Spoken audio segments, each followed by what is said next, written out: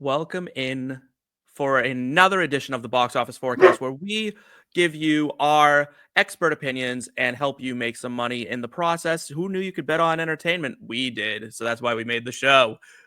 Yeah. You know how much we knew that you could bet on entertainment, and specifically, we were talking Tony Awards tonight. I am going to flex a little bit.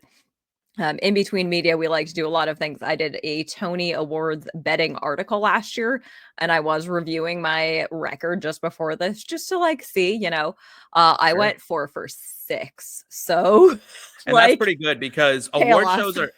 award shows are notorious for trying to swerve the audience, Yep. kind of keep things interesting. Okay. The favorite And is not always going to win. one of the ones that I missed on was betting on picking a favorite to win Best Musical last year. So anything can happen, Well, what did you but pick and what ended up winning? I picked Suffs and The Outsiders ended up winning, which I get it. I think The Outsiders was it was also, pretty high up there in the Right. odds. So I Yeah. kind of yeah. So I didn't see another article. Do you have another article coming down the pipeline for us? No, I don't think I'm doing one this year because we're talking about it tonight. We're talking live. We are talking live, and we are going right into Best Musical. These odds are on BetUS.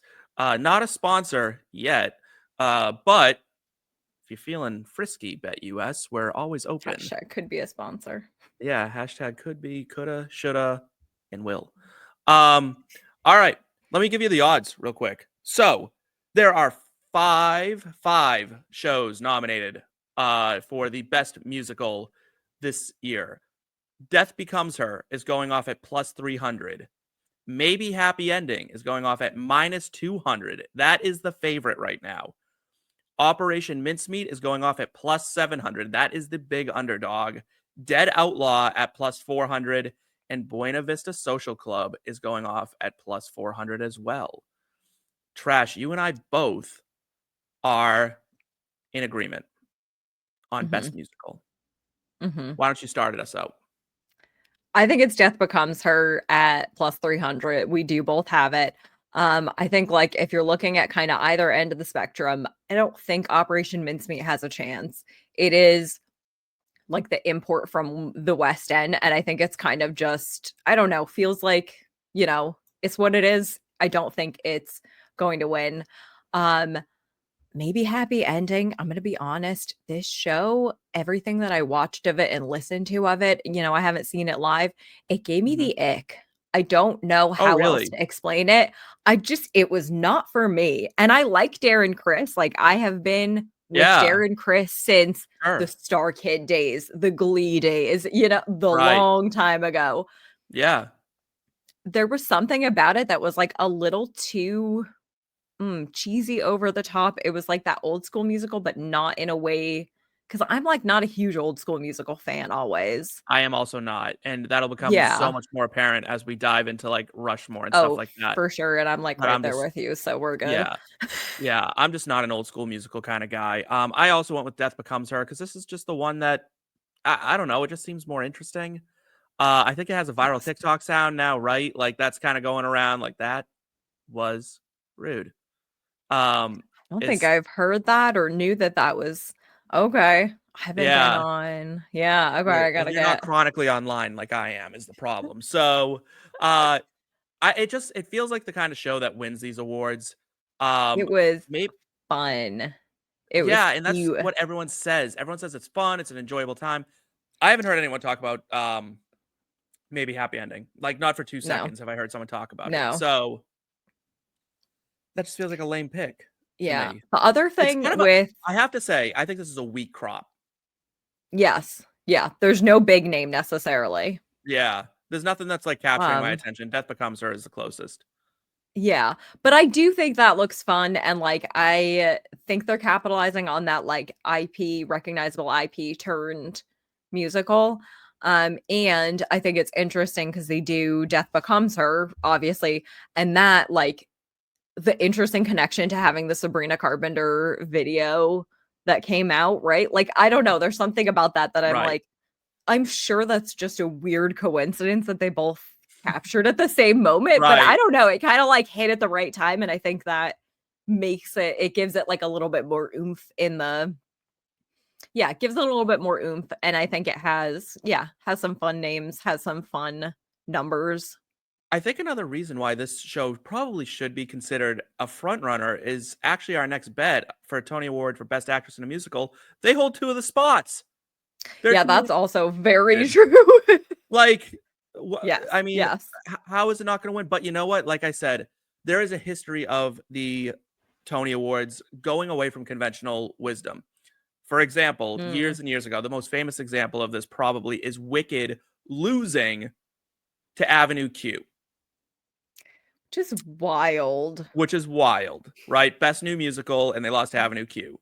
Yeah. Wicked, $1 billion And how many years enterprise now. later? Exactly, Right. like, And like no one runs Avenue Q one of anymore, the right? Like it's longest like a running shows community on theater Broadway. show. Yeah, Yeah, yeah, exactly.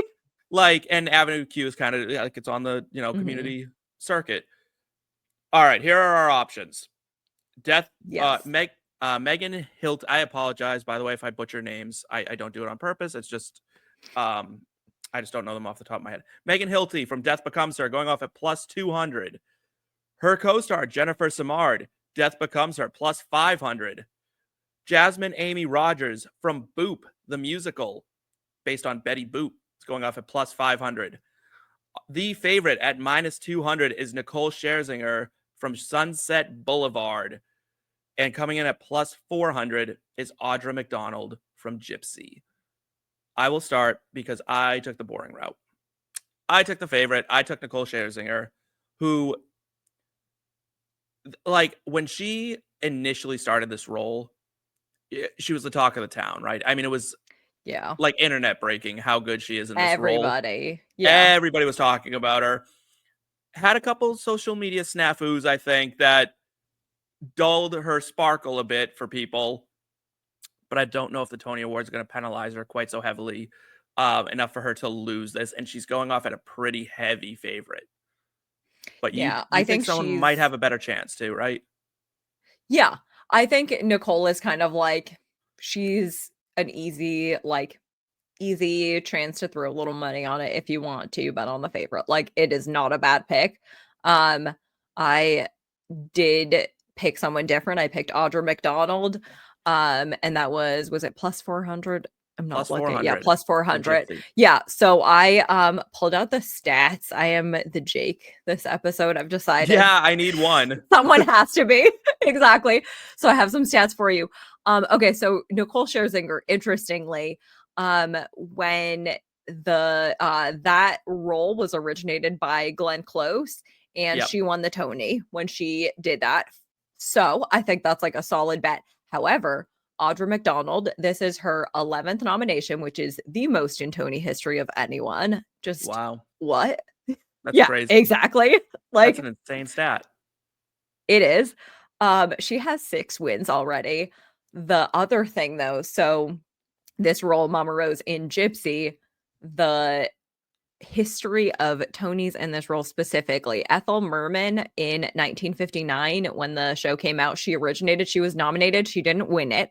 However, Angela Lansbury won in the 1974 revival. Tyne Daly Okay. won in the 1989 revival. Patti LuPone won in the 2008 revival. Bernadette Wow. Peters was nominated for the 2003 revival, but didn't win. Like, this is top name company. And Those are big Audra, names. yes. And Audra McDonald already having the most Tony nominations in history. Like, it feels weird that she's not the favorite in a way. And I know that that is probably because Nicole Scherzinger has that like celebrity stunt cast name. But I think I'm just shocked at the fact that Nicole Scherzinger was the lead singer of the Pussycat Dolls. Like, you don't it really is associate them with wild like when you great think about. vocals. So I was looking at her career the other day, and it's wild because she has like the Pussycat Dolls, the Tony nominee, and the whole Broadway career. Then also like the I'm gonna blank on the name, but the mother in Moana. Like, Is she really? yes, yeah. Oh She's the wow. mother in Moana. Yeah. Did She's you not also, know yeah. that? I did not know that. I don't. I know a lot of the cast. I You didn't know and the your whole cast. Moana fandom. I love Moana. I am a big I fan. know. Um, I do think this is going. to Nicole Scherzinger. Fun fact about Sunset Boulevard: Glenn Close did originate the role, but originally it was supposed to be Patti LuPone, and Oh, Andrew Lloyd interesting. Webber fired her.